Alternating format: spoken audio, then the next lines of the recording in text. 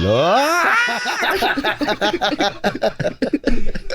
טוב! עוד אחד. רגע.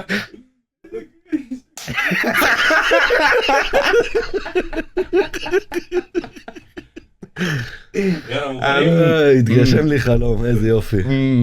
כבר אנחנו רגועים. כן. אנחנו עושים את זה, אבי, כפרק או כקטרת? פרק, סבבה. אז אני אסמן לך 5 דקות ככה לפני, לקראת הסוף, ככה שתזכור איזה יפה, שלא איזה קטיעה כזאת באמצע.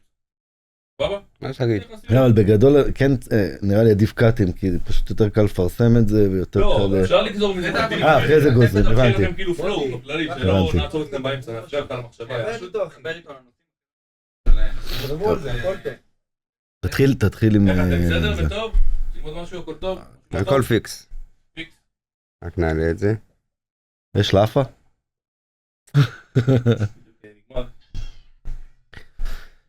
טוב, שלום אחי היקר. 3, 2. שלום אחי היקר. היה? שלום אחי היקר מאיר אלר, העורך דין מספר 1. בוקר טוב, בוקר טוב. אני חושב שאנחנו נמצאים פה בפודקאסט מעניין, כי אנחנו... נושא של השיווק ונושא של העורך דין, זה שתי הדברים שלדעתי הכי חשובים ללקוח עצמו. זה בעצם האנשים היחידים בכל התחום הזה של המחירה, של הבחירה, של הדברים האלה, שבאמת רוצים לבוא לדאוג ללקוח עצמו. לי יש המון מה להגיד איך אני מנסה לדאוג ללקוח, אבל תגיד לי אתה, מה הדבר הכי חשוב שלקוח בעצם צריך עורך דין שיש שם בשבילו? בעיקר כסף, הרבה כסף הוא צריך. המסע לרכישת דירה, וכמו שאתה אומר, ופה זה השיווק ובאמת הנושא המשפטי, המסע לרכישת דירה מתחיל בנצנוץ של רעיון של בן אדם שמצא את עצמו עם איזשהו סכום כסף התחלתי, ואומר אני רוצה לראות מזה תשואות, ובמקרה אחד או במקרה שני, אנשים שרוצים גג למשפחה שלהם. ואז המסע באמת יתחיל בזה שהוא ייפגש עם השיווק. הוא צריך במקרה הזה מישהו שבאמת יבין את הצרכים שלו. האם זה שייך לקבוצה של ההשקעות? האם זה שייך לקבוצה של מגורים? אם זה שייך לקבוצה של מגורים, מה הבן אדם הזה צריך, מה חשוב לו ומה זה. ואז אחרי זה, באמת אחרי שכבר הגיע המשווק ובאמת מצא את החבילה, אז מגיע הנושא המשפטי. שפה אנחנו מוצאים המון באמת דברים שהם סכנות, יש מהמורות, שפה נכנס העורך דין. אתה יודע, אחד מהדברים, סתם בנושא של העורכי דין, קורה לי הרבה פעמים שאני בא מוכר לבן אדם דירה, והוא בא ואומר, אני שואל אותם, מי העורך דין? אז כמובן יש את השאלה, צריך עורך דין, כדאי לעורך דין וכל זה, ואני כאיש מכירות, כמשווק תמיד אני אומר לאנשים, תקשיבו, אתם קונים דירה ב-2, 3, 4 ו-5 מיליון שקל, על 5,000 שקל אתם תתקמצנו שעוד מישהו יעבור ויראה שזה הרישום נכון, אבל לא 5,000. לך על 15, 20, כאילו תפרגן. בסכומים. תתחיל גבוה ומשם אני ארד. לא, דיברתי איתך על ההתחלה, על התשלום הראשון. לא, אבל אחד מהדברים באמת שחשוב שהעורך דין מגיע, כי הרבה פעמים, לא, מה שרציתי להגיד זה ככה, העורך דין, אז מגיעים הלקוחות, אומרים, כן, אנחנו ניקח איזה קרוב משפחה, או איזה ידיד, או משהו כזה, עורך דין וזה, והוא יעשה לנו בשביל לחסוך בשביל שזה יעלה רק 5,000 שקל, ולא סכומים יותר גבוהים, לקחת עורך דין שמתמצא באמת באזור, ולפעמים, אם זה עורך דין שלא מכיר את הסוגיה, לדוגמה, אני מוכר הרבה ביהודה ושומרון, שמכיר את הסוגיה ביהודה ושומרון, עורך דין אחר שעושה, יכול להיות אלפי תיקים בנתניה, בבתים פשוטים שהרישום הוא שונה, יכולים להפיל עסקה. למה? כי הם לא מבינים באמת את הנושא המשפטי. הם יפחידו את הלקוח סתם. בדיוק. ולא רק שהם יפחידו, הם בסופו של דבר לא התמקדו בדברים הבאמת החשובים שקשורים בעסקה. ולכן אני חושב שכאילו, עורך דין זה דבר מאוד חשוב גם איזה עורך דין לאיזה עסקה. לא... כן, תשמע, אני רואה הרבה, אם אנחנו מדברים על המקצוע הנחשק שלי, אז אנחנו רואים הרבה עורכי דין שמתעסקים בכל מיני דברים, במשפחה, בנזיקין, בפלילים, ומשום הדירות כאילו הם מרשים לעצמם לעשות. זאת אומרת, עורך דין של דיני משפחה לא ילך לעשות דיני נזיקין, בגלל שהוא לא מבין בזה. נזיקין זה תחשיבי נזק, זה סדרי דין אחרים, ומשפחה זה חצי פסיכולוג וחצי סכסוכים, הוא לא ייגע בזה. אבל כשהשכן שלו או אח שלו אומר לו, תשמע, אני קונה דירה, תביא, אני יודע לעשות את זה. וזה מדהים לראות כמה הם לא מבינים כלום ועושים נזקים. זאת אומרת, עורך דין שמתעסק בנדל"ן, וכמו שאתה אומר, מישהו שמתעסק ביהודה ושומרון באופן ספציפי, זה תחום בפני עצמו, הנושא של יהודה ושומרון, זה נוגע בכלל סתם כדי להבין, כל הנושא של יהודה ושומרון זה נוגע בשורשים פוליטיים בכלל. של ריבונות. המדינה לא מסכימה היום להגיד שיש טאבו על אזור כמו מנשה, כי בעצם ברגע שהיא תגיד שיש טאבו, היא אומרת שזה שייך לה, ואני מסדירה את זה. אז, ומסיבות פוליטיות, אתה בעצם לא מקבל דירה, אתה מקבל רק ברשות. ומזה גם יש השלכות מיסויות מאוד רחבות.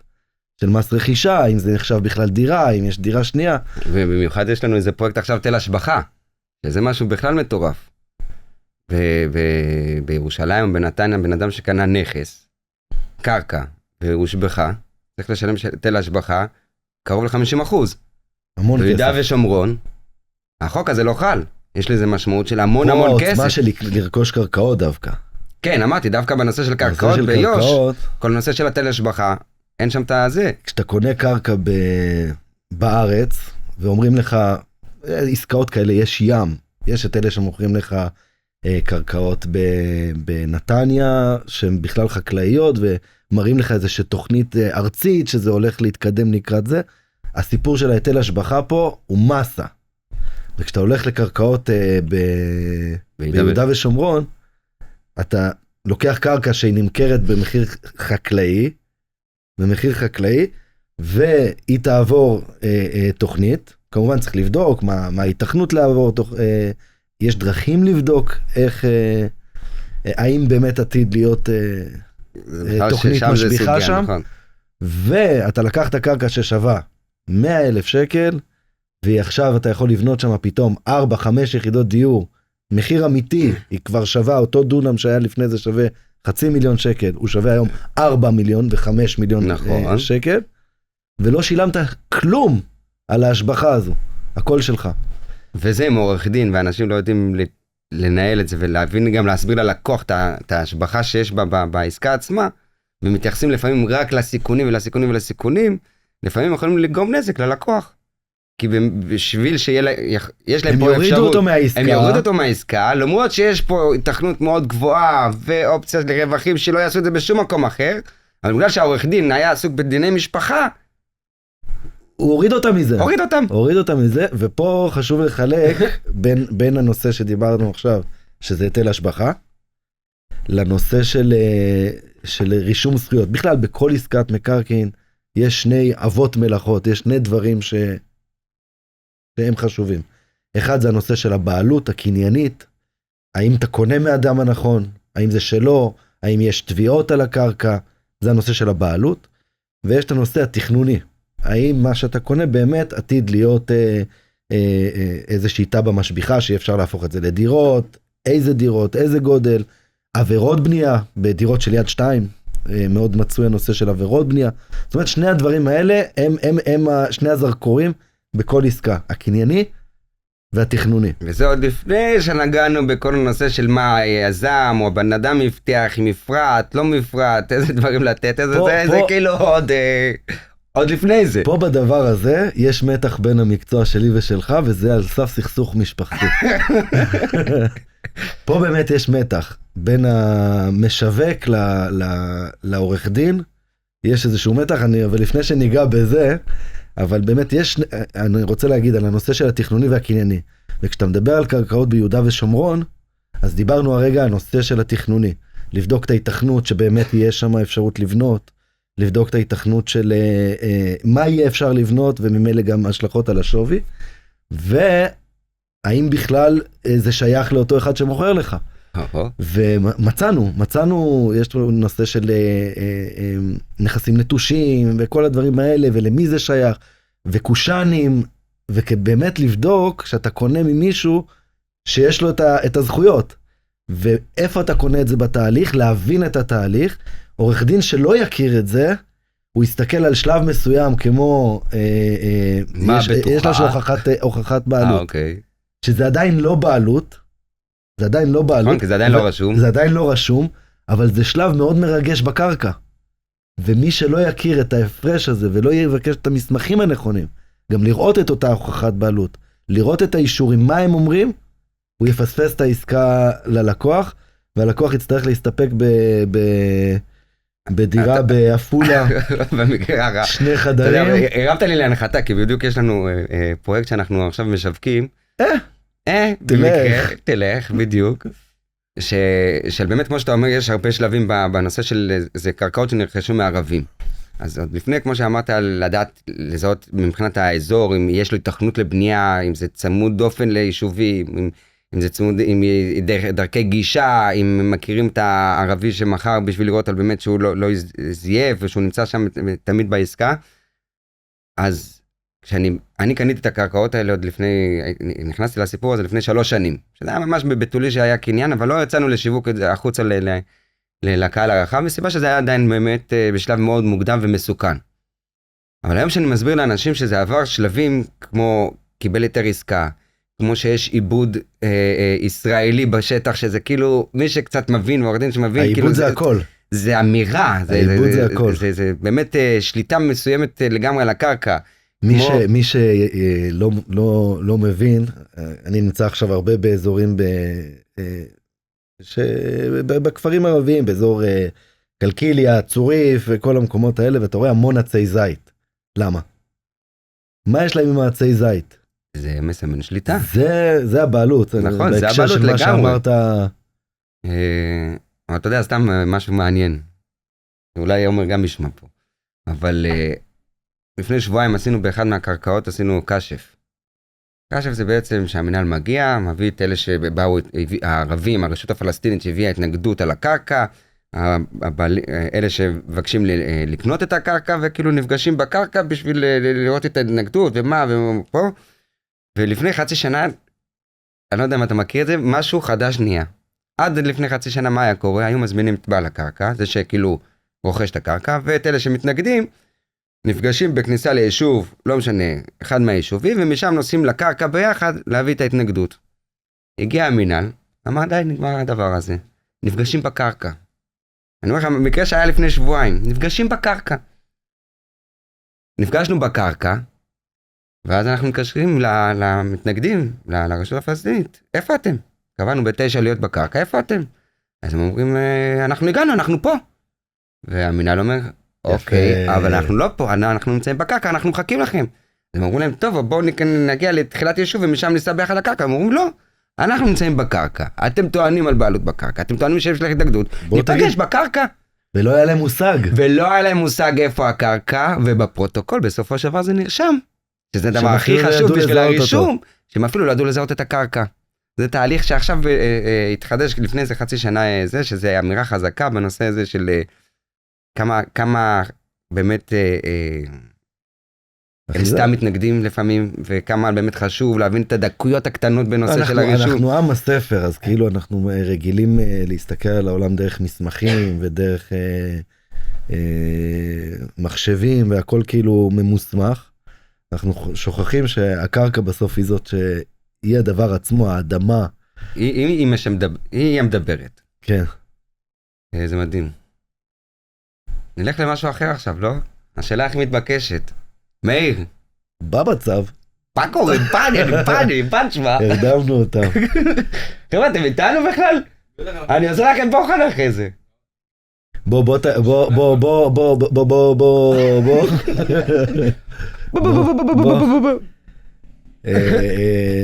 טוב, אני מכיר אותך, אבל בוא תספר קצת על המסע שלך ואיך הגעת לשיווק מה הקשר שלך לנדל"ן, מה הקשר שלך לארץ ישראל, תן לנו ככה איזה סקירה איך הגעת עד הלום. אני מקווה ששעתיים יספיקו. זה קצת 30 שניות. 30 שניות. אתם עושים כסף. בקצרה, תרוץ. לא, בגדול, אני הקמתי יישוב. בגוש הציון, וכחלק שהייתי במזכירות ובוועד, מה הכוונה הקמתי יישוב? יישוב שנמצא בגוש הציון, שעלינו, ראש המועצה דאז שאול גולדשטיין, ביקש ממנו שנעלה, שנקים יישוב. חסוי? השם של היישוב איבי חסוי? הנחל. טוב. איבי הנחל, נכון, צודק. ועלינו לשם גרעין, מאוד קטן של כמה משפחות, ומטבעי נכנסתי בוועד ובמזכירות, וללכת לאשר, וכל הנושא של הטאבה, זה עוד לא היה לו סמל יישוב, זאת אומרת, היה צריך קודם כל לגרום לזה סמל יישוב, מול הכנסת, פוליטי, כמו שאמרנו, יש בזה גם כל הנושא הפוליטי, והייתי מעורבב ככה מאוד חזק בכל הנושא הזה, מול הפוליטיקה, מול המינהל, אתה זוכר מה מול המבנה הראשון שבנית ביישוב כשנכנסת? בית כנסת. אני שבת ראשונה הגעתי לשם, והיה שם קרוון כזה, עם... לא יודע אם אפשר לקרוא לזה אפילו קרוון, אפילו זה לא קרוון, ואפילו לא אוהל. זה בלי רצפה, בלי כלום, וטפטף וכל זה, ומוצא שבת היינו חבר'ה צעירים, בני ה-20, אמרתי להם, מוצא שבת נפגשים בבית כנסת, אמרו לי מה? אמרתי להם, תבואו, תראו. באתי עם פטישים של 5 קילו, ופשוט התחלתי לשבור אותה בכנסת. עשו לי, מה אתה עושה? גם פה רואים את העיקרון הזה של להגיע לקרקע. להגיע לקרקע, להראות נוכחות. וזהו, התחלנו לשבור אותה בכנסת, כי אמרתי, ככה זה לא יהיה, ומפה אנחנו צריכים לבנות את זה, למרות שלא היה לנו אמצעים ולא כסף וכל זה, אבל נכנסים לזה ועושים את זה, ולאט לאט ככה התקדמנו. עכשיו, באמת ביישוב, בהקמה של היישוב, בגלל שהתעסקתי הרבה בנושא של קידום טבעות, בנושא הפוליטי, בנושא משמעות של סמל יישוב וקהילה, איכשהו התחברנו ליזמים, התחברתי לעבודה הזאת של נושא של יזם, שלוקח דווקא ביוש, יזם ביוש בא ולוקח ומשביח את היישובים ובונה אותם, ומשם נכנסתי ישר לנושא של ניהול שיווק, כי... כמה יחידות לדעתך מכרת באותה תקופה? וואי, באותה תקופה, רק מהיזם ההוא, 100 יחידות. היה שם גם קושי שיווקי, זאת אומרת, היה שם איזשהו... זה היה, אני זוכר שאמרו לי, היישוב הראשון ששיווקתי שם, זה היה יישוב חרדי, קראו לו מעלה עמוס, ובאו אליי אנשים ואמרו לי, תקשיב, אם תצליח למכור בהתנחלות לציבור החרדי, במקום כזה, יחידה אחת, זה היה 100 יחידות.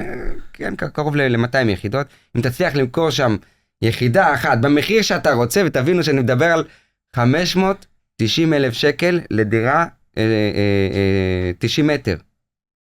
סכום שהיום אני אומר לך את זה, אתה אומר כאילו אוהל אני לא קונה בזה, כן. זה מה שהמחיר היה, אמרו לי... ואז אמרו זה יקר. מה זה יקר? אם תצליח למכור בכזה מחיר, יגדל לנו שערות בכף כן. היד.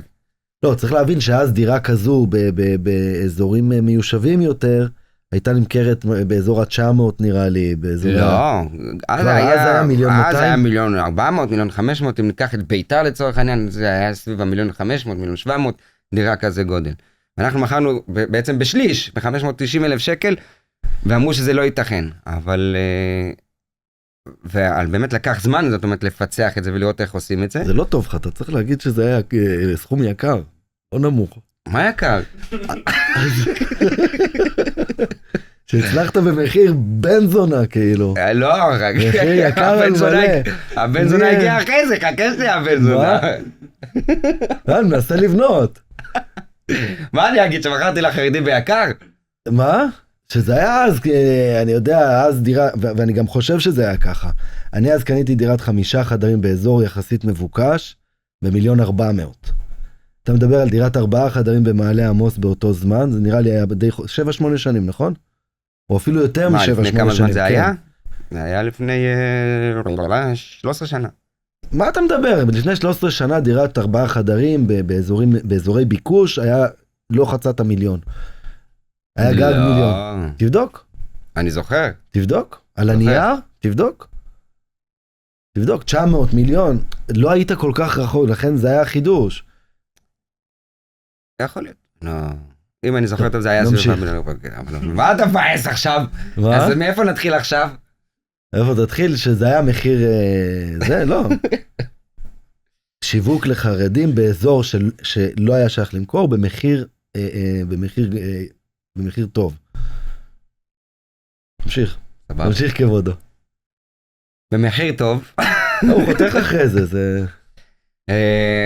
בכל מקרה, אז באמת היה הנושא של לשווק לחרדים בהתנחלות, במחירים יחסית קרובים למחירים שנמצאים באזורי ביקוש לחרדים, כגון ביתר, קריית ספר וכן הלאה. אנשים לא האמינו שאפשר למכור את זה.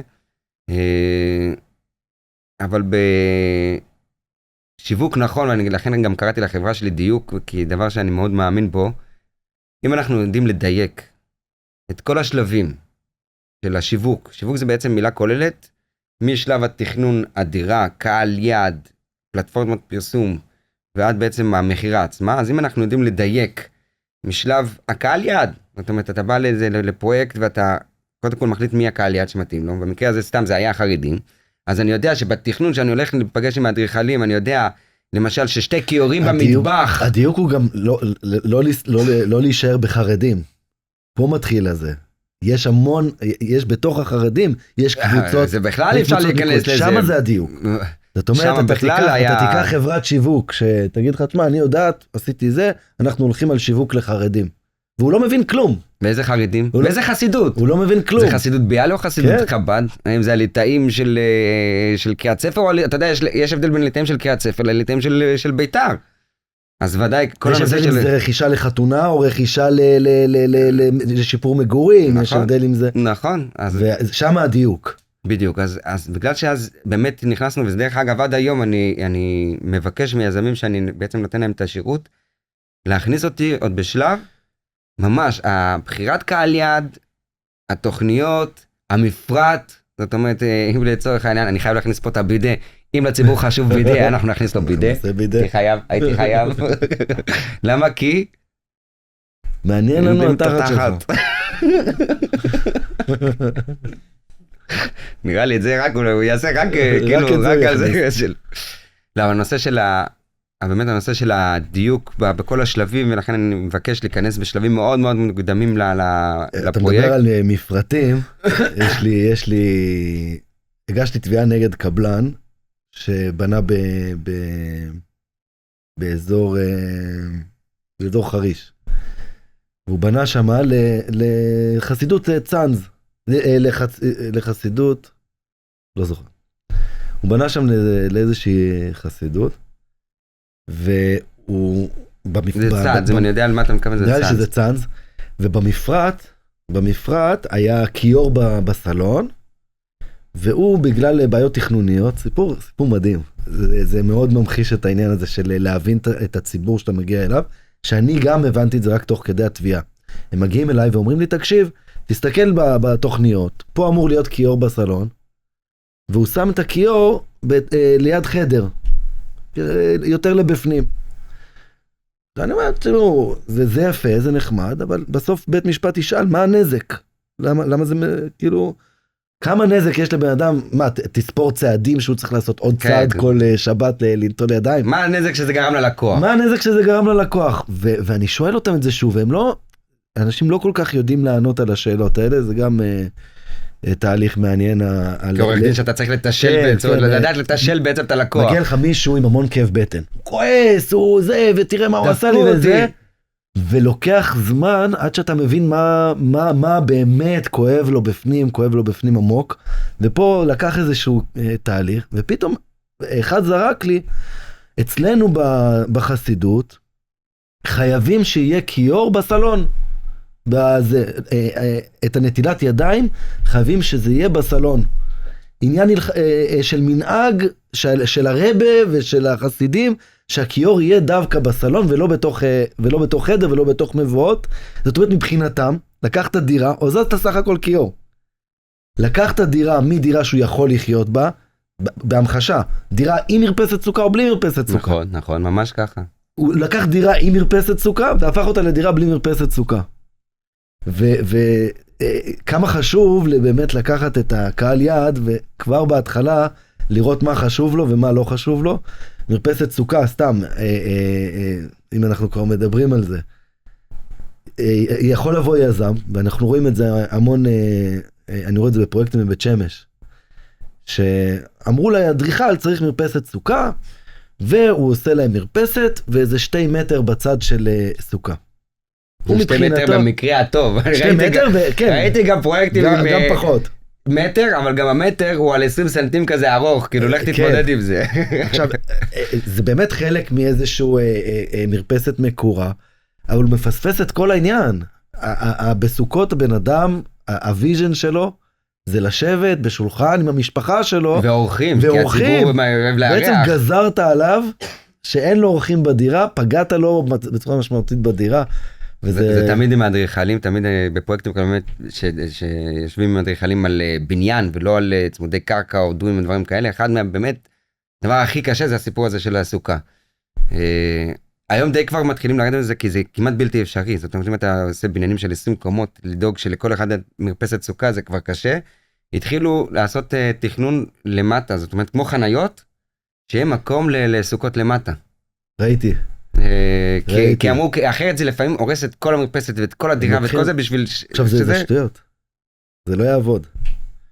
זה לא יעבוד. בן אדם רוצה מרפסת סוכה אצלו מהבית. אני אגיד לך. לעלות ולרדת בחג, זה לא מתאים. זה לא מתכתב לו עם הסוכות שהוא גדל בבית. לא משנה שאנחנו גדלנו בסוכה של חצי סנטימטר. ישנו 5 ככה כמו נקניקיות צלם. אבל אבא היה לו את המקום הקבוע, אף אחד לא נוגע את המקום. ו3, 4, כולם מתהפכים ביחד.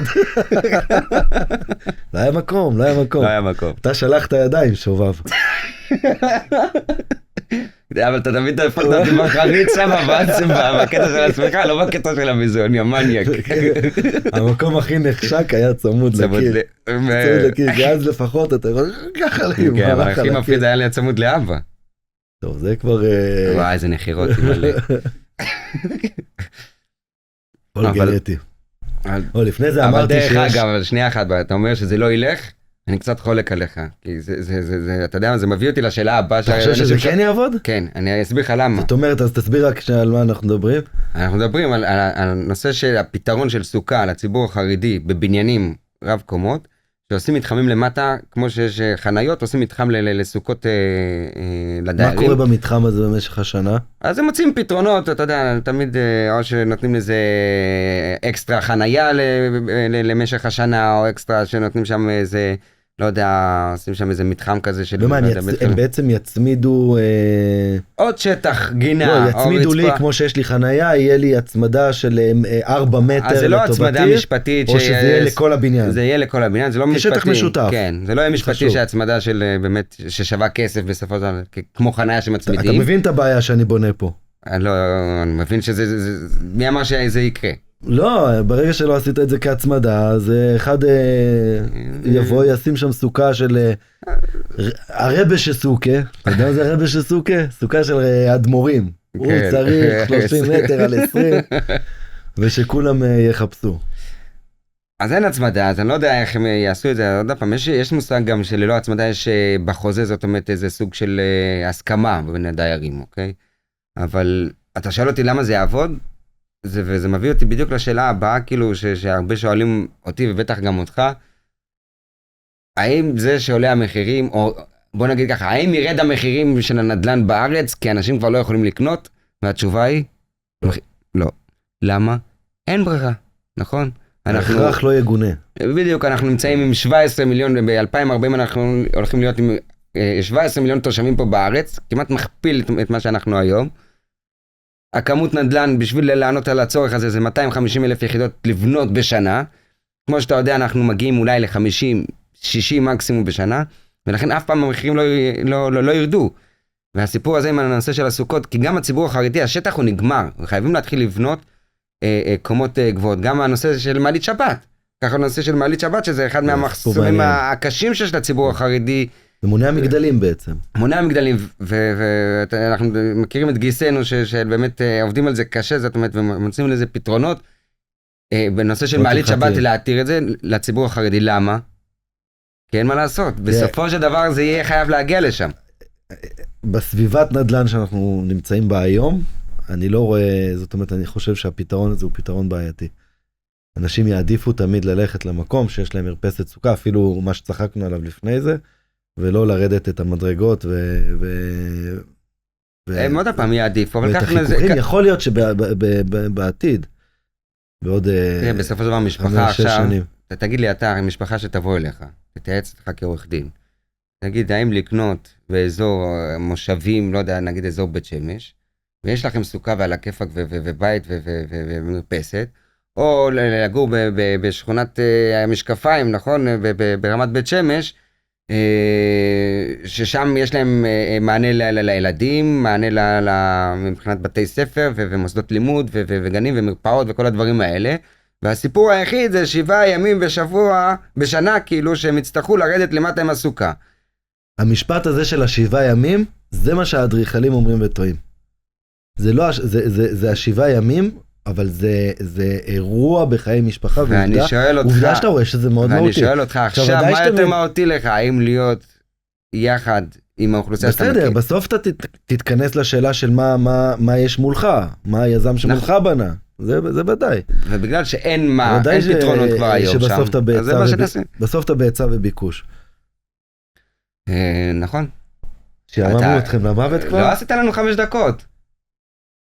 אמרתי לכם לזרום, עוד לא הגיע. איך לא הגיע? אנחנו כבר שעה על המיקרופון. אנחנו איזה חצי שעה. שנייה, הפסקת פיפי, מה קרה? יש לך עוד נושאים, דבר. לא, שואל ברצינות, אנחנו משעממים את התחת או שזה... לא, זה בסדר? הוא יותר על... בדיוק, בוא תן לנו קצת כיוון. מתווכחים על דברים שלא... אחד לשני. כן, זה חלק מה... מה זה מחירה? הפודקאסט הוא לא מחירתי. כן, אבל זה פודקאסט, אל תנסה להרים לו להגיד. וזה יבוא לבד. אוקיי. אין פסול במה שאחד. ודאי. זהו, קחו עכשיו.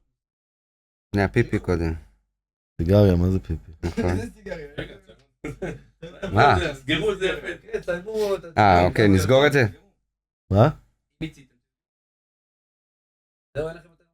לא, יש לנו לא, מלא. אני יכול לדבר שעתיים. כן, לא. דברו על עוד איזה נושא ככה. אנחנו יכולים לדבר שעתיים, רק תנו לנו א' דגשים. משהו של כסף. אמרתי לך, אתה לא. יש היחיד. הוא פרי פלואו, אל תאלץ אותו להגיד את זה. אוקיי. אל תשאל אותו. דברו על נושא כלשהו שמעניין. אז תגיעו אני עכשיו אעשה כאילו חזרה בעצם להתחלה ואנחנו נסגור את זה. כן, אהבת את ההתחלה? סבבה, אני אגיד את זה גם. עומר אהב את זה. אני חושב שאם נחזור בעצם למה שהתחלנו בו, ותוך כדי גם דיברנו על כל הנושא של הדיוק והדברים האלה, הסיפור הזה של לדעת קודם כל, בסופו של דבר את הרצון ואת מה הלקוח בסופו של דבר רוצה, שזה עוד, יש לנו מחנה מאוד משותף לראות בין העורך דין שצריך להבין א', כמו שאתה אומר, אם הבן אדם רוצה את זה להשקעה או לחץ, אתה יודע, לפעמים זה לחץ חברתי, ואז בכלל זה אתה יכול לתת לו כל מיני הערות, אם זה נושא של באמת שיפור דיור, כל הדברים האלה, ולפי זה להגיד לו האם העסקה הזאת היא באמת עסקה נכונה, וכמובן הדיוק בסופו של דבר של לרדת לפרטים, כמו שאתה אומר, המשמעות של קרקע ובעלות של קרקע ותהליכים שהקרקע עברה ולא תכנוניות. ושלא תכנוניות, לבין הנושא הזה של לתכנן ולדעת למכור ולתת את המפרט הנכון ובתכנון הנכון לאותו ציבור, אם זה דתי ואם זה חילוני ואם זה חרדי, ואמרנו גם בדתי יש כל מיני אוכלוסיות וגם בחרדי וגם בחילוני. אני חושב שפה יש לנו מחנה משותף מאוד מאוד חזק שהעורכי דין ויחד עם אנשי השיווק צריכים ללכת יד ביד בהתחלה עם זה, זאת אומרת, כי גם אם יכניסו אותך בנושא התכנוני אפילו, שזה נשמע הזוי, למה להכניס עורך דין בנושא התכנוני? כמו השאלה שדיברנו על הצמדה של אותו שטח סוכה. בדיוק. אם יבוא אליי באמת האירוע הזה של שטח סוכה למטה, ונמצא פתרון גם להצמיד אותו, אז כבר הרבה יותר מעניין, כי הצמדתי לך, וזה דבר אילולא הנושא של סוכה, יכול להיות שהרשויות היו מתנגדות, זאת אומרת, ברמה התכנונית זה לא היה עובר. כשהגדרת את זה כסוכה, זה כבר איפשהו יכול להפוך לעוד שימושים במשך השנה, כי זה השטח שלי. נכון. ואם נצליח להגיע לזה, סתם, דוגמה למשהו שאם יבנו אותו מההתחלה ברמה המשפטית, זה יכול אני זוכר אפילו, היה לנו בגני חשמונים, היה פרויקט ששיווקנו בגני חשמונים, שהיה, אני לא זוכר בדיוק, אבל סיפור של איפה לשים את הפחי האשפה. ובסוף המועצה, ויחד עם עורכי דין, אמרו שאם נשים את זה בתוך הבניין, אני לא זוכר בדיוק מה וזה, יש לזה נושא משפטי של הצמדה, ואם זה הצמדה, אז ממילא העירייה לא יכולה לתת לזה שירות של פינוי. כי היא נותנת רק דברים ציבוריים, הם לא נותנים בשטחים פרטיים, זאת אומרת, גם הסוגיה הזאת יכולה בסופו של דבר. במקרה של... נכון, וגם הסוגיה הזאת בסופו של דבר, החשיבות גם להכניס את העורכי דין שמתמצאים כמובן באותו סוגיה, באותו אזור, באותו... וגם את השיווק, אני חושב שזה קריטי, בסופו של דבר, להגיע לזה שהלקוח יהיה מרוצה, לקוח בטוח. זאת אומרת, מה שקורה בפועל שהיזמים היום, הם קודם כל כמובן רוכשים את הקרקע, אם זה במכרז, אם זה ממשקיעים, תמ"א 38 והתחדשות עירונית וכל הדברים האלה, נכנס יזם, כולו נרגש, יש היום גם הרבה יזמים חדשים שנכנסים לתמונה, והיזם בעצם יוצא לדרך, לפני שהוא עסוק מאוד במימון, והוא עסוק מאוד בדברים שהם מאוד מאוד חשובים, אבל הוא מנסה לעשות בעצמו גם את הנושא המשפטי וגם את הנושא השיווקי, והוא מבין כבר בשיווק. והוא מבין בשיווק והוא מבין גם משפטי. משפטית הוא עבר כבר, הוא קרא כמה חוזים בחיים שלו. והוא מגלה שהוא טעה, באמת בשלב שכבר הוא נפגש עם לקוח הקצה, ששם הלקוח הקצה, או שהוא... לא סלחן גם. זאת אומרת, הלקוח הקצה, אם זה לא מה שמתאים לו, הוא לא יהיה שם, נקודה. לקוח קצה במילה אחת אתה מוריד מעסקה. במילה אחת, או באיזשהו דבר אחד שלא תואם, למה שהובטח לו ולמה שאיך שהוא רואה את העסקה, שזה בכלל, אתה בונה את העסקה, היום יש את הנושא של 20-80 ו-10, אנחנו מדברים למשקיעים ולזה, זה הנושא של ה-20. למה אני אומר דווקא משקיעים? כי התשואות על ההון העצמי הם כאילו גבוהות יותר. אתה שם פחות כסף, יש דרך אגב היום... והאם זה מתאים לכל לקוח לעשות את זה? ממש לא, ממש לא. יפה, ואני מנסה להסביר את זה לאנשים, לפעמים ללקוחות. אז בוא נגיד, אני אתן לך 20-80, אבל דפקתי אותך. אתה בדרך כלל תשלם על זה, זאת אומרת, הרי הקבלן משלם את זה. יש היום פרויקטים מסוימים, שהקבלנים כבר ממש עייפים מלמכור, ולא הולך להם בגלל המלחמה ובגלל תקופה קשה. הסביבת ריבית של השנה הזאת, של השנתיים האלה, הפכה את היזמים, מי שיודע לקרוא דוח אפס, אתה מדוח אפס אופטימי, זה הופך להיות הפסימי, הופך להיות האופטימי. הלוואי המקרה הגרוע יתגשם. הפסימי נהיה אופטימי לגמרי. אתה מדבר על 6-7% על הכספים שיצאו, ויזמים באמת בבעיה, ואז הם מגיעים לכל מיני פתרונות, והם הופכים את הלקוח לפעמים לסוג של שותף ברווחים שלהם. זאת אומרת, עדיף לו לתת ללקוח, תן לי את הכסף, לתת לו תנאים טובים של, לא הפסד, אבל עלויות בנייה נקרא לזה, בשביל לקבל את הכסף בזול יחסית, וזה יותר זול לו מללכת ליזם, מללכת לבנק, או יותר גרוע, יש לך בנקים היום שלא נותנים מימון לפרויקטים, אז הולכים כבר לחוץ בנקאי, ואני ראיתי כבר ריביות של 9 ו10 ו11% על הכסף, שזה המון. שדרך אגב בסוגריים, הרווח יזמי בדרך כלל בפרויקט, 18, 19. גם היום ב-14, 13, זאת אומרת, אם לקחת 9%, גם אם זה 18. ב-14-13 בנק לא ייכנס. ב-14-13 אתה כבר חייב ללכת לחוץ בנקאי. זאת אומרת, אם הבנק לא נתן, זאת אומרת שכנראה האחוזים הם מאוד נמוכים, ובגלל זה הם צריכים לשלם 9% ריבית, זאת אומרת, הרווח היזמי מאוד מאוד מאוד קטן, ואז פה זה מסוכן כבר להיכנס, כי אם היזם הוא על הגבול של לא רווחי. אתה אומר מסוכן, אז פה, איפה זה כן הופך להיות מעניין? כשהיזם, ואת זה צריך לבדוק, כשהיזם אומר, אני צריך אותך בשביל ההון העצמי לבנק. זאת אומרת, אני צריך אותך בשביל מה שנקרא קיקר. אני צריך אותך בשביל בכלל להיכנס לעסקה, בשביל שהבנק יסכים להיכנס. כמובן שצריך גם לבדוק את הדוחות אפס ולבדוק לאן הכספים הולכים. הרבה אנשים מכניסים כספים, מלווים היום ליזמים, והכספים הולכים בכלל לחובות אחרים, והכסף הלך. אז יש הרבה מה לבדוק בעסקאות האלה. אני מדבר על עסקאות יותר בטוחות, שאתה כבר נכנס ויש לך ערבות חוק מחר, וכשיש ערבות חוק מחר זה כבר לא אכפת לך אם זה מבנק, או מחברה חוץ בנקאית, יש לך ערבות על הכסף, ועדיין יש מה לבדוק אחרי ערבות חוק מחר, כי פרויקט שנכשל, עם הערבות חוק מחר, מתחייבים להחזיר לך את הכסף, אבל אתה תקבל רק את הכסף בערכים נומינליים. במקרים שאומרים לך, הבנק, רק תוסיפו כסף בשביל לסיים את הפרויקט הזה, לדוגמה, ואז עד שמביאים ממונה שבכלל ייכנס לזה. נכון? שצריך לבדוק את זה. אני לא יודע כמה אנחנו רוצים להיכנס, יש נושא של נכס מכביד, זאת אומרת, בכינוס, אם חס וחלילה החברה נופלת, אני מדבר איתך על כינוס על דרך שיקום אפילו, זאת אומרת שרוצים לשקם את החברה, וממנים מישהו מטעם בית משפט לשקם את החברה, יכול אותו משקם להגיד, החוזה הזה נמכר בזול מדי. כל אחד מוסיף עכשיו. לא, לא? אני מבקש מבית משפט לבטל את ההסכם, כי זה הסכם מכביד. זה מכביד על ביצוע ההסכם, ויש סמכות לבית משפט לבטל, וזה אירוע מאוד קשה, כי אז כל הכסף שלך הופך להיות, אתה כבר הופך להיות נושה, ולך תרדוף אחרי הכסף.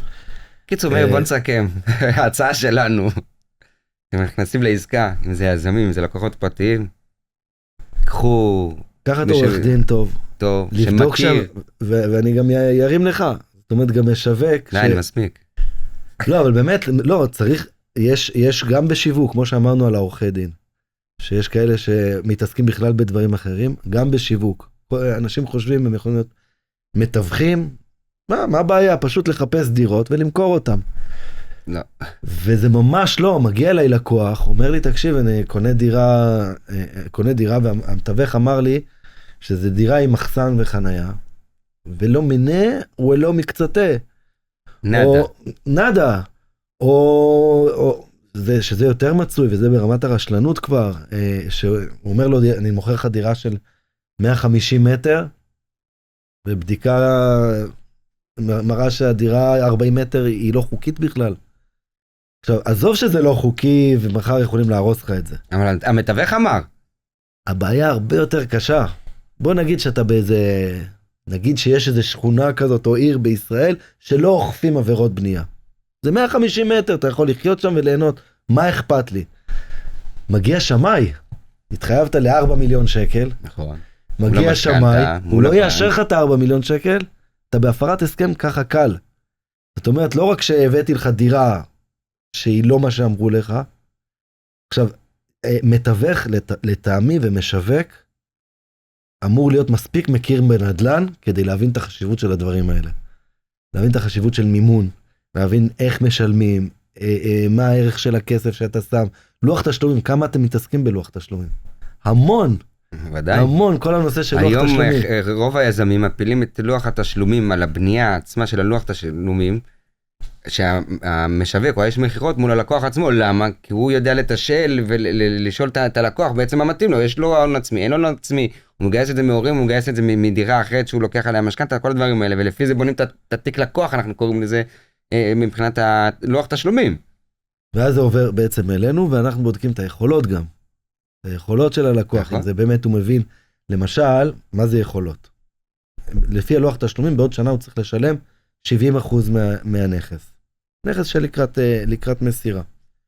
הבחור, לבינתיים סוחר דירה, הוא סוחר דירה ב7-8 אלף שקל לחודש, ופתאום הפלת אותו עם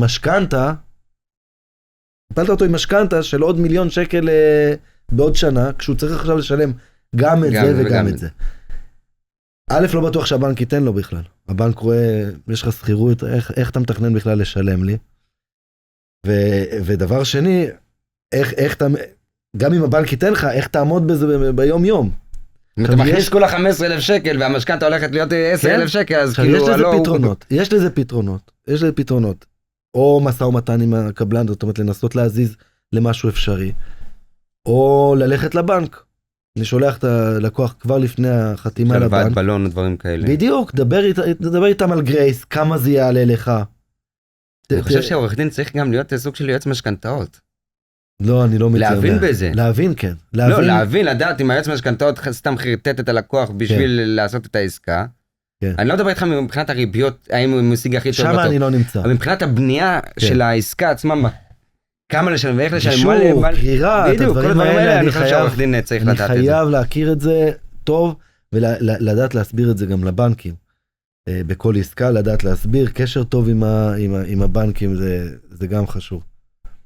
טוב, כבר עושים מגרדים. סגרנו. קורא לזה ככה. סגרנו? מה זה סגירה?